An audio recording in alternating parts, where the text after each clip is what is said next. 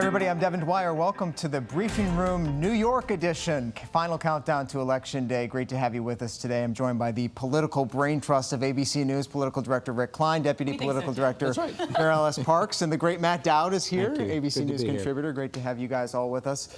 Here we are, the final hours. Everybody is anxiously awaiting the big results tomorrow. The record turnout already in the early vote. And one of the places that we're most closely watching is Georgia. That's where Steve Osunsami has been on the trail in this final stretch. The governor's race there, one of the hottest of the season, Steve, and there has been a dramatic twist again in this race over voting rights, allegations of voter suppression, and now allegations of hacking. Bring us up to speed on the latest in that twist in that race.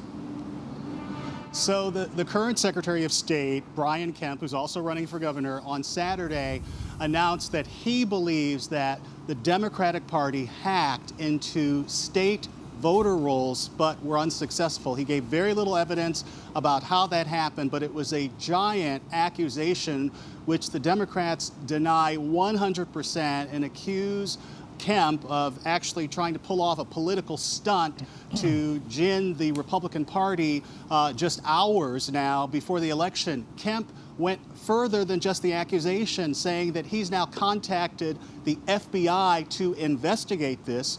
We've reached out to federal authorities. They are not confirming that they're looking into this at this point and have no comment, but it's a huge accusation that's coming just hours now before the election, and it's got everyone talking about whether or not this is true. As I understand it, how this happened was a voter who identified a vulnerability with the state website, notified Democrat Party officials who then shared this with the Secretary of State's office, and somehow this became the Democratic Party trying to hack into state voter rolls. At the rally that Kemp appeared at with the president yesterday south of Atlanta in Macon, Georgia, neither of the two made any mention of this. And I will say, Devin, there's one point that we have to underline in all of this, a criticism against the Secretary of State. He is facing mounting pressure to resign or at least step aside from this election because during his day job, his official duty is to monitor elections, which people here on both sides actually say is a huge conflict of interest. And Steve, Stacey Abrams, the Democrat, was on Good Morning America this morning. She said this whole thing is cooked up at the last minute. Certainly, it smells of politics on both sides and these back and forth allegations. What's your read there? You've been a longtime Georgia resident of how this is playing with voters. Many of them already made up their minds. So do you think this will have any impact?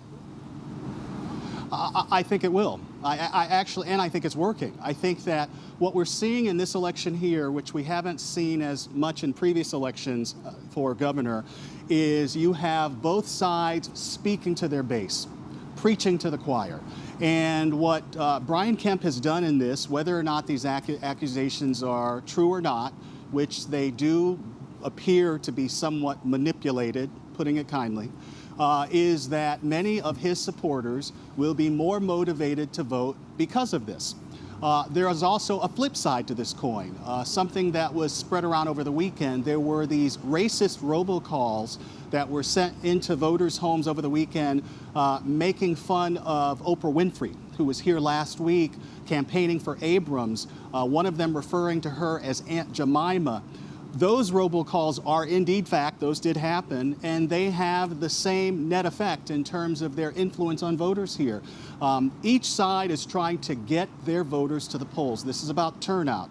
And one of the campaigns over the weekend had a conference call where they shared that they believe about 65% of Democrats have voted so far in early voting and about 55% of Republicans.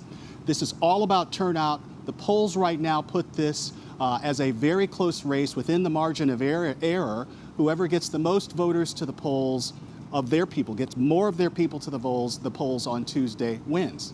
All right, Steve Osunsami, we know you'll be staying on the case tomorrow night and are part of our live team coverage. Thank you so much, Steve, for that report.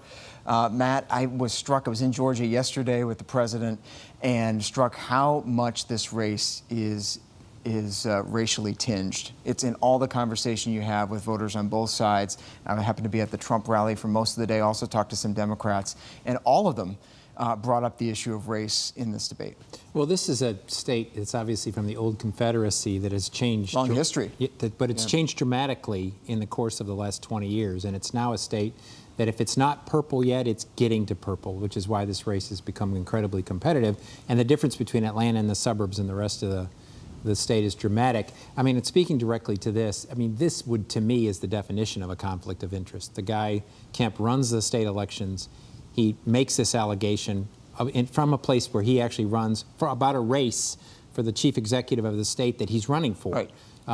Seems completely a conflict of interest. And it's not just the voting system he oversees, Mary Alice, but you've been covering these voter registrations, 50,000 of them that have been put on hold. And I think it's worth pointing out that, as Matt's saying, he's the referee as well as one team, and he's the one that should have any evidence of an issue, and yet he's not producing any evidence. He's just making an accusation, and that, I think, is not going to go over very well.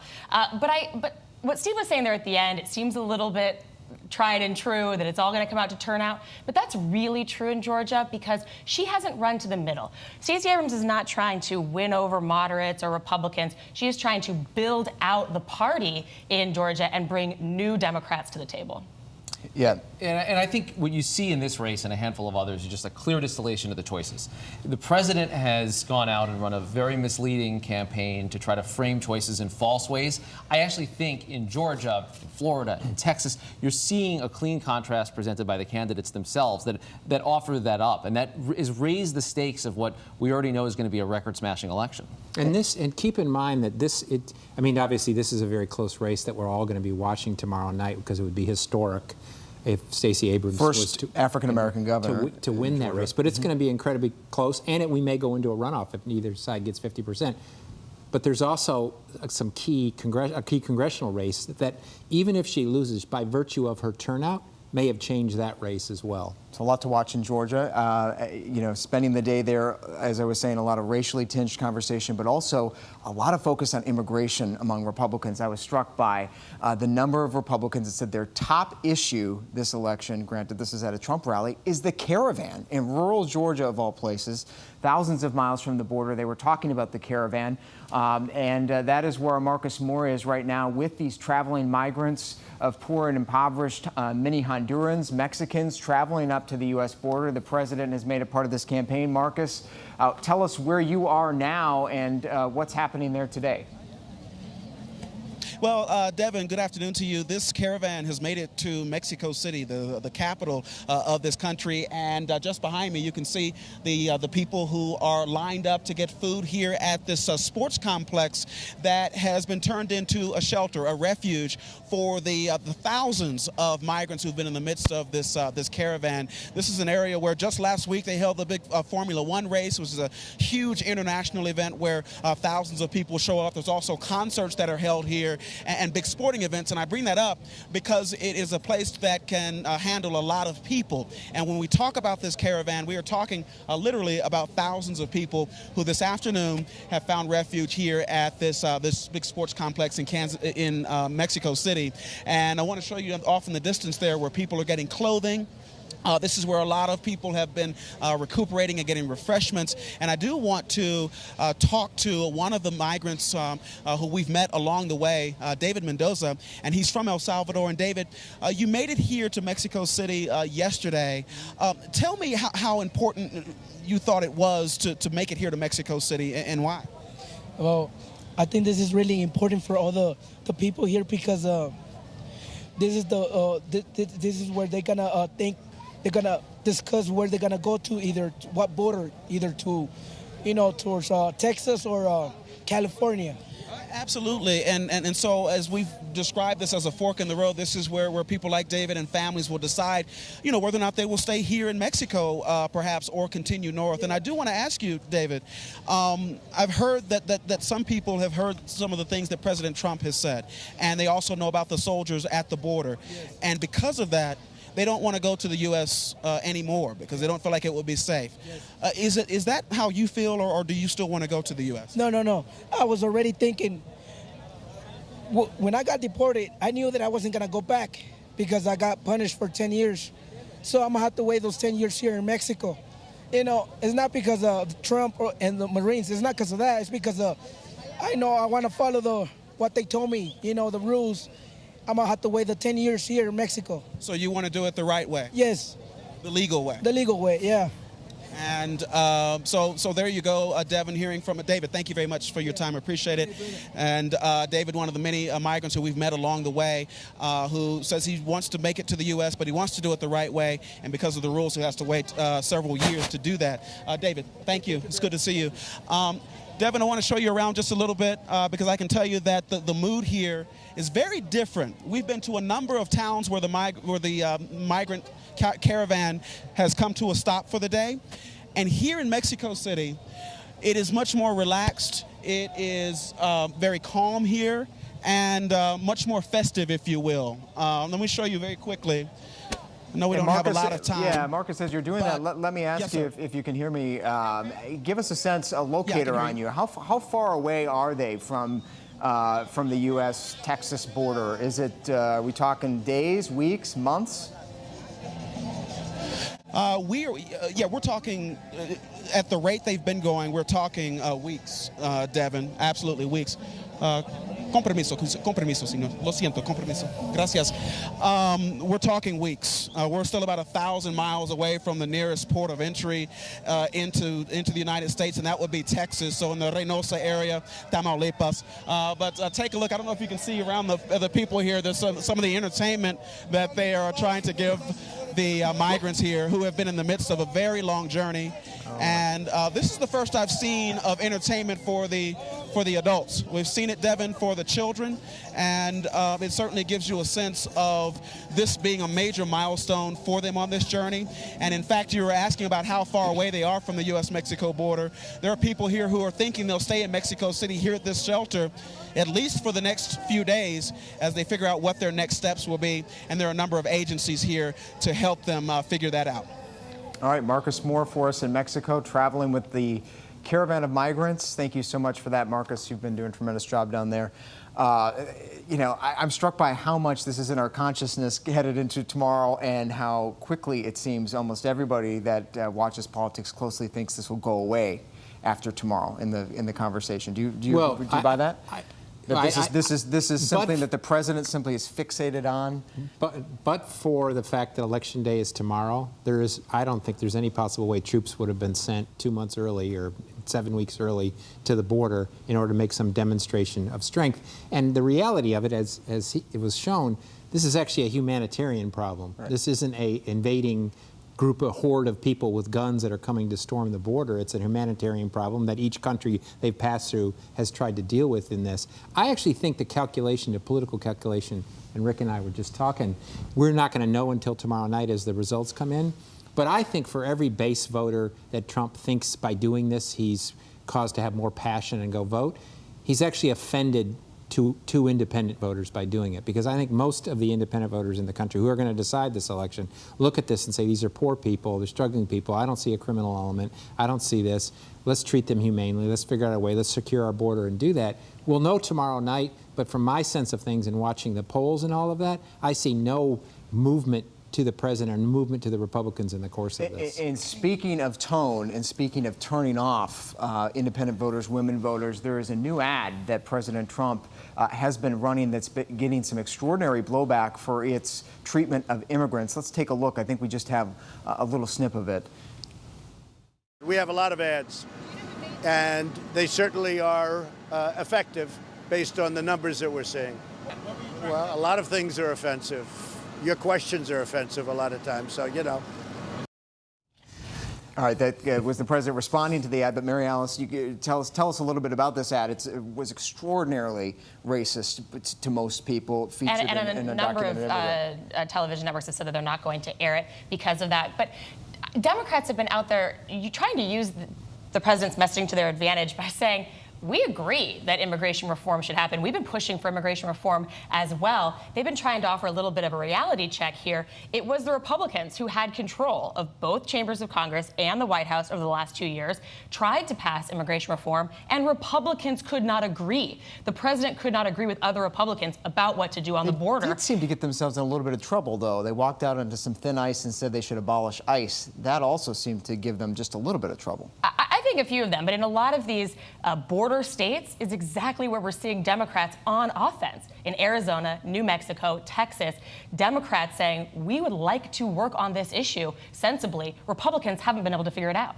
And I think you're seeing the two parties make a play to do two different Americas here at the close. They may both be right. I mean, you could see the situation where Democrats take the House, Republicans hold or even expand the majority in the Senate because of the same set of messaging, because of the same president at the top of the ticket, and because these issues hit. But as Matthew says, it's a big gamble because we don't know what this electorate's going to look like. We think that we have some indications about it being younger and more diverse and larger than a typical midterm electorate. But if we're talking about an election that truly changes that, then that play to the base will not end up being a smart one. It's something that sacrifices the House and may even jeopardize some other potential Republican pickups in the Senate. And speaking of real quick, I was going to say Brad Parscale, who was the one in charge of this ad, who's President Trump's campaign manager, his campaign manager now for 2020, who's never run a campaign before, tweeted out this afternoon saying he was offended by the fact that MSNBC, NBC, Facebook, and now Fox News won't run the ad. So I tweeted at him. I said, "Listen, I know you might not be familiar with this, but ads have to contain both facts and they can't be racist. So in the future, you might want to do ads." Did he respond? He didn't respond. Okay. But I think that's the problem. Is it was factually incorrect. It was both factually incorrect because they told a story that fundamentally wasn't true about what the Democrats did or didn't do in this. And for most people that watched the ad, it felt very racist. And one of the places that is tracking immigrant sentiment, tracking the president's ads, certainly is Texas. Everything's bigger in Texas, I think, and the turnout there certainly has been. Take a look at some of these graphics about the turnout in Texas. Matt's from Texas. He can attest to this. We have some of the numbers just in extraordinary levels of early voting that have surpassed all of 2014, the last midterm voting totals already. In total vote. Early vote has exceeded total vote. And the voting continues. Our Paula Ferris is there. She's been tracking voter turnout and, of course, that key Senate race, Ted Cruz, Beto O'Rourke, the Democrat. Paula, there she is. Hey. Paula, hey there, guys. Great to see you. Give us the how do you latest. feel? I don't like Matt, the we kind of switched spots. I'm in New York, and you're standing in front of the Lone Star flag. This doesn't feel right. I know. I actually feel like I'm standing on the sun. It's so hot right now. But you guys, this is a hot race. And Matt, you know this better than anybody. I mean, this should have been a slam dunk race for Ted Cruz. This particular seat has been red since 1988 or since Ted Cruz was 17. I'm not going to indict any of us as to how old we were back in 1988, but no denying that the demographics are changing here in the state of Texas. I spoke with Ted Cruz, and he's not taking anything for granted. He believes that the momentum is on his side right now, and he says he's confident that if his people show up to the polls, he will prevail. Take a listen. I think the momentum is very much with us. We're seeing record turnout, which I think is great news. Right. Look, we always knew the hard left was going to show up. They were ticked off. This election was all about ordinary Texans showing up and voting our values. And we're seeing, you know, you look at that enthusiasm, that room is bursting at the gills. We're seeing that all over Texas. And so I'm very encouraged. Do you think that early voter momentum is leaning your way? I do. This was all about getting Texans to focus on this race and focus on the issues. You know, 2 months ago, every other day we had these media profiles that were just puff pieces. They were all puppy dogs and rainbows. And in the last 2 months, I think, Beto O'Rourke. Yes. And the national media was in love with him because he was running a hard left campaign. He was running a Bernie Sanders, Elizabeth Warren campaign that had a lot of national reporters excited. But it's not where the people of Texas are. Sure. And So Devin, you brought up the numbers here, the early voting numbers, which the numbers are just mind-boggling. 5 million voted early, which surpassed the total amount in 2014. You would think that those numbers would lean towards Beto O'Rourke. He's running a really strong ground game. He's been present on campuses. He's targeting young voters, minority voters, been to all 254 counties. I was surprised when I was at that Ted Cruz rally last night. He talks about the enthusiasm, and I spoke to some of the overflow crowd. He says this is the type of thing we're seeing consistently at our rallies. People can't get in. So he said, don't dismiss our enthusiasm. And then I asked them how many of them voted early. Take a listen.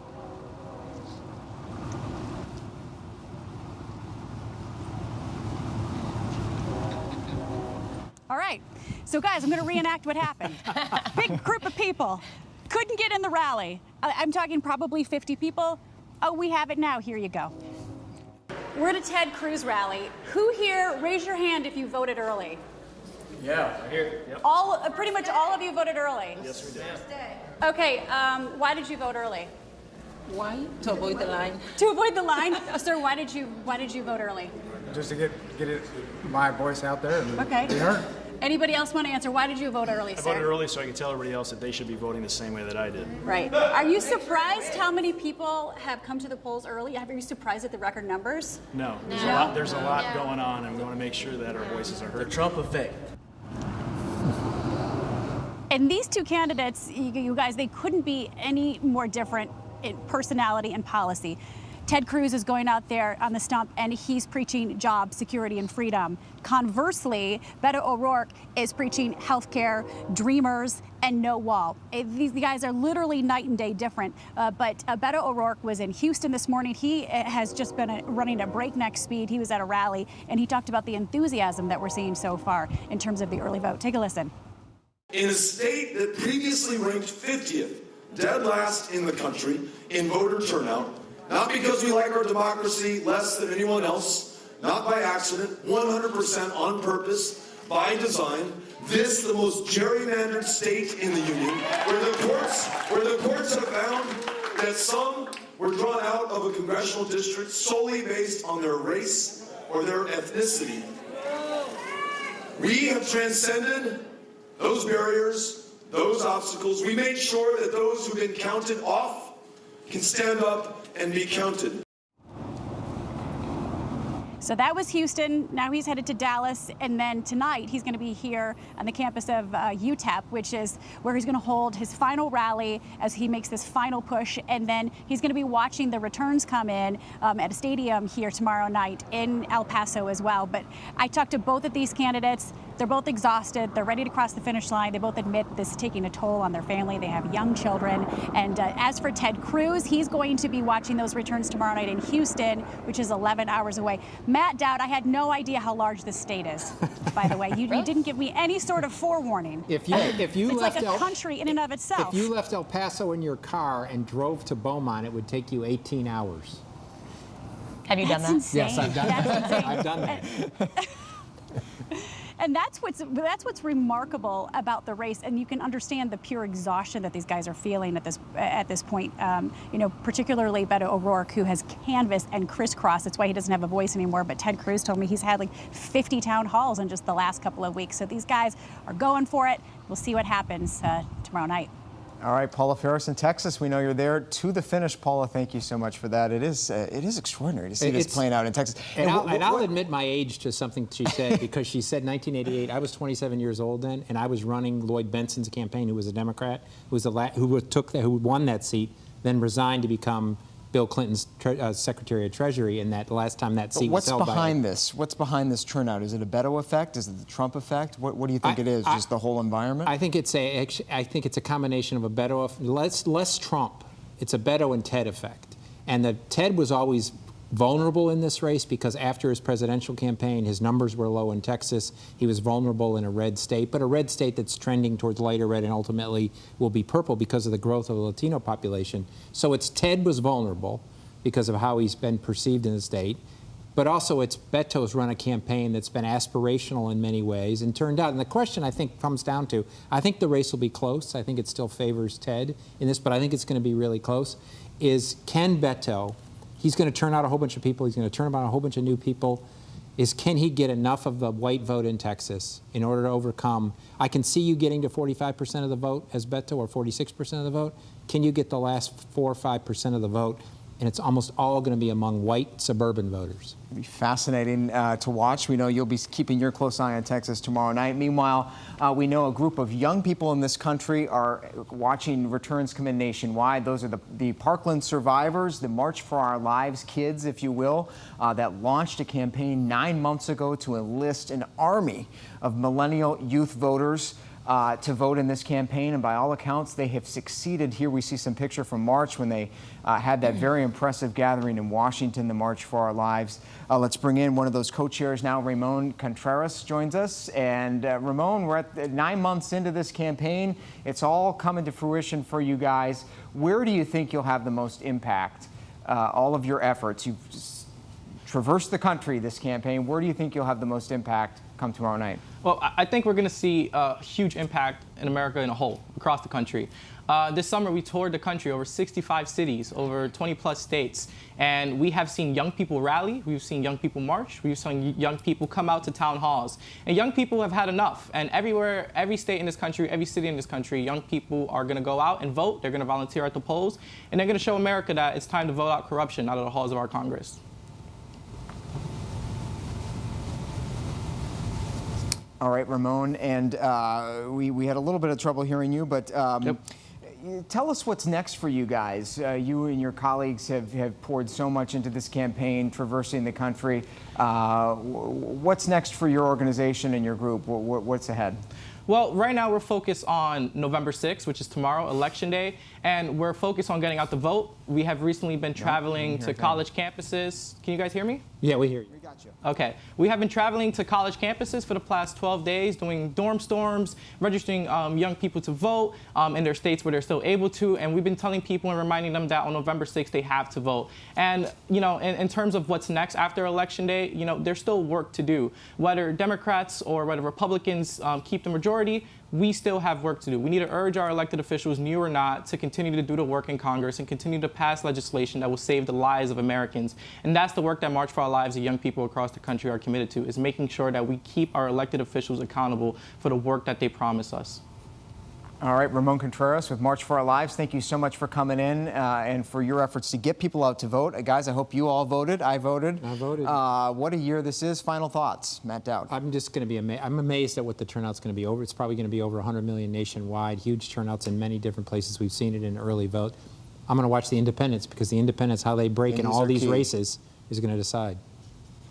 For all of our talk about immigration, according to our latest poll, 59% of Americans do think it's a big issue, but 78% of Americans think that health care is a top issue. So it's hard TV, we don't always cover it, but still people are really worried about the cost of health care, and that tends to break in Democrats' favor. History is being made, guys. We just don't know what direction it's going to be. We don't know if this is a ratification or rejection, something in between. We do know that record numbers of Americans are engaging in this political process, that people are dialed in to this election season.